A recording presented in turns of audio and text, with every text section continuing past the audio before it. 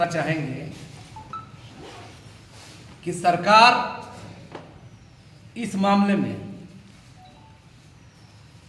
तानाशाही रवैया अपना रही है।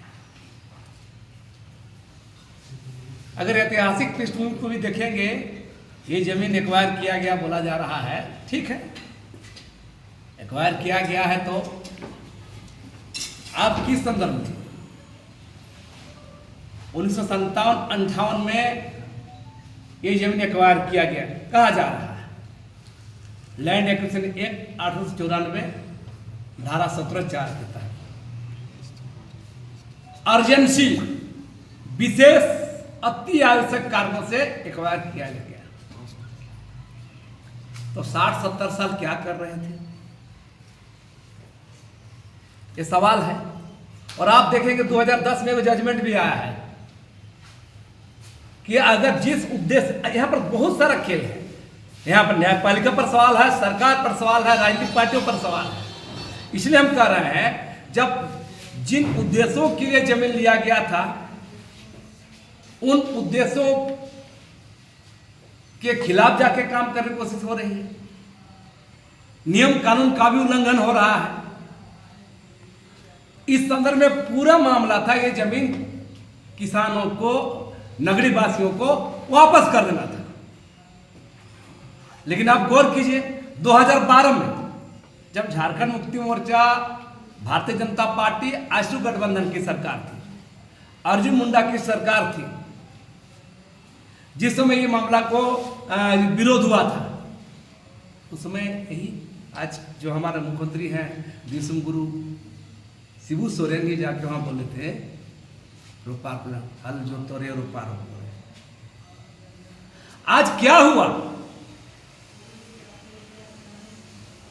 तो मेरा साफ साफ कहना है, इस पूरे प्रकरण पर सरकार तानाशाही रवैया अपना रही है, नियम कानून का अवहेलना कर रही है, और दिसुम गुरु शिबू सोरेन के आदर्शों का, उनके सपनों का, उनके संकल्पों का, उस पर कुठाराघात ये सरकार का। और ये पूरा मामला है, आप तमाम प्रेस के लोग कहना चाहेंगे हम कि ये कई सारे सवाल हैं, उद्देश्यों में परिवर्तन हो गया, नियम कानून उल्लंघन हो रहा है, जमीन जिस उद्देश्य से ले रहे उसको यूज नहीं। तो मेरा कहना है कि इस पूरे मामले में सरकार दोषी है, और ये झारखंड राज्य का जो परिकल्पना था उस पर ये कुठाराघात है। लेकिन लक्ष्मी ये भी तो है कि अगर रैयत है और जमीन अधिग्रहण हो रहा, तो वहां से भी सरकार बोली कि अगर रैयत है तो हम उसको मुआवजा देंगे। मुआवजा देंगे बोल रहे हैं, सरकार बोल रही है। मेरा कहना है, तो नियम कानून चल गया। अब बताए ना सरकार, आप प्रेस के लोग पूछते क्यों नहीं है सरकार को? पूछिए ना, किस कानून के तहत जमीन एक्वायर किया गया था? लैंड एक्विजिशन एक्ट ब्रिटिश काल का कानून 1894 के तहत एक्वायर किया गया था। उसमें उसका धारा 17(4) में स्पष्ट है कि हम अर्जेंसी के तहत ले रहे हैं, अति आवश्यक कारणों से ले रहे हैं। 60-70 साल अति आवश्यक नहीं पड़ा, और बता रहे 5 साल 10 साल यूज नहीं करने के बाद किसान को लौटाना था। अब लौटाया नहीं है, किसान को लौटाना था। कोई भी सरकार, मैं नहीं कह रहा हूं ये हेमंत सोरेन की सरकार है, किसी की भी सरकार हो, इस सरकार का राज बनने के बाद, बिहार राज्य से लेकर झारखंड राज्य बनने के बाद सरकार को वापस करना था। अब उसका पालन नहीं कर रहे हैं, अब उद्देश्यों में परिवर्तन कर रहे हैं।